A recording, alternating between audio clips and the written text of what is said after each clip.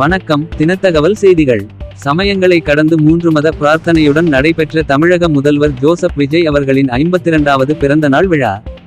ஒரு நாள் முழுவதும் 3 வேளையும் பொதுமக்களுக்கு சுவையான உணவு வழங்கிய தளபதி அவர்களின் உண்மை தொண்டன். பொதுமக்கள் வியப்புடன் மகிழ்ச்சி.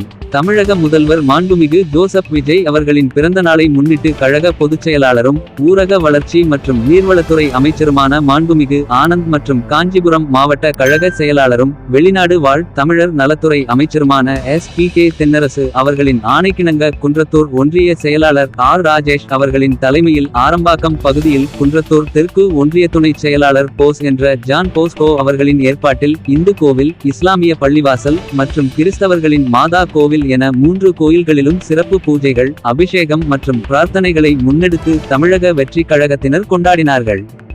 அதனைத் தொடர்ந்து ஒரு நாள் முழுவதும் 3 வேளையும் சுடச்சுட சுவையான உணவு வழங்கப்பட்டது.